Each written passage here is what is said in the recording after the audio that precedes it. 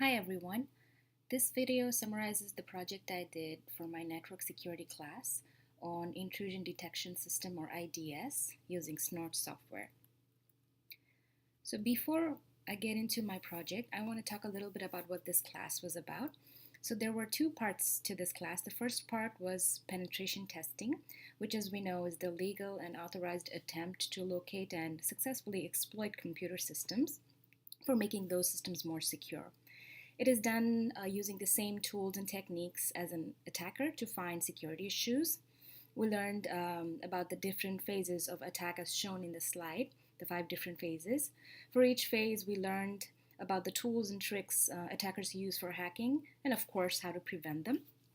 The second part was cryptography, where we learned things like number theory, symmetric, asymmetric ciphers, public key cryptography, RSA algorithm, cloud security, etc.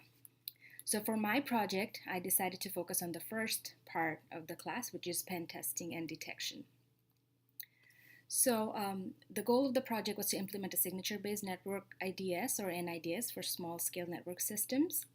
So intrusion detection is a set of techniques and methods that are used to detect suspicious activity, both at the network and host level. IDS is needed for keeping our network attack-free and safe from malicious contents that hacker may introduce into our system. So for this project, I have used Snort software. As we know, each IP packet has a unique header and content that can be detected. And Snort is capable of finding and logging suspicious activity and generating alerts based on these different packet structures, as I will be demonstrating later. So for this project, this was the lab environment that I designed. I used 3 different virtual machines, Ubuntu, Kali, and Windows. So for each attack, I have chosen one of them to be a victim machine and one of them to be an attacker machine. And I have installed and configured Snort rules on the victim machine, as I will be demonstrating later on. So these are the attacks that I was able to successfully launch and detect using Snort software, but due to time limitation, I will only be demonstrating the first 3 attacks. So the first attack I'm going to talk about is ping of death. So in a ping of death attack, an attacker tries to crash or freeze a target using only a ping command. And it is a DOS attack or denial of service attack caused by sending an IP packet larger than 65K bytes. So how does it work? The rules of TCP IP fragmentation says that a single IP packet needs to be broken into smaller fragments. Like any other large packets, ping of death packets are fragmented into groups of 8 octets before transmission. However, when the target computer reassembles the malformed packets, a buffer overflow may occur, causing a system to crash and potentially allowing the injection of malicious codes. So this is the demonstration of the attack that I performed. I have chosen the Ubuntu machine to be the victim machine in this case, and I have configured Snort rule as shown here on the Ubuntu victim machine. And I will be launching the ping of death attack from a Windows XP machine as shown here.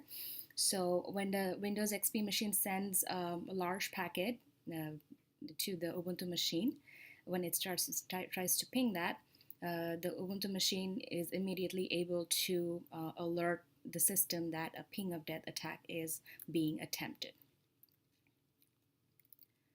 The next attack I'm going to talk about is traceroute detection. So traceroute is a tool for displaying the route or path and measuring transit delays of packets across an IP packet.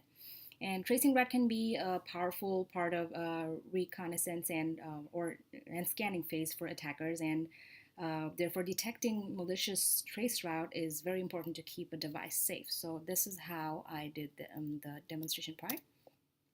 So again, Ubuntu is my victim machine here, where I have configured the Snort rule for detecting traceroute by configuring the time to live or TTL part as shown on the screen here.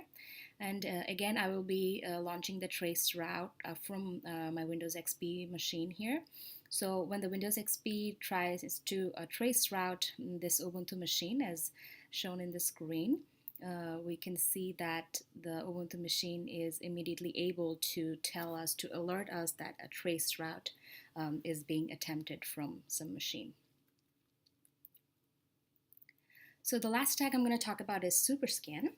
So SuperScan is a scanning tool specially designed for Windows users. It's a free content-based port scanning software designed to detect open TCP and UDP ports on a target computer or determine which services are running on both ports or run queries such as whois, ping, ICMP traceroute, host name lookups, and so on.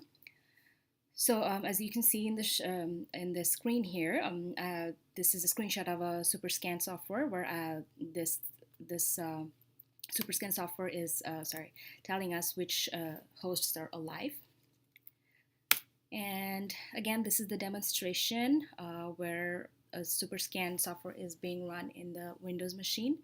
And again, Ubuntu is the victim machine here, where the SNORT rules are configured to detect the SuperScan if it's launched from any computer. So as we will be seeing, when the Windows attacker tries to perform a SuperScan, like shown here, it's trying to look up the host name here. Immediately, Snort is alerting that a SuperScan echo is being detected. So for future work of this project, aside from all the attacks I have performed, I am planning to detect some fragmented or teardrop attack, some monkey in the middle attack, ARP poison attack, and other different attacks, and configure snort rules for them. So to summarize this project, I have successfully implemented an IDS using Snort software. In addition, it gave me deeper knowledge on how different kinds of attacks can affect a machine and the severity of these attacks as well. And most importantly, it gave me an overview of how a real-life hacker may use the available tools for gathering information as well as exploiting a victim machine, and of course, how they can be prevented. I had a lot of fun sharing this project with you, and thank you so much for listening.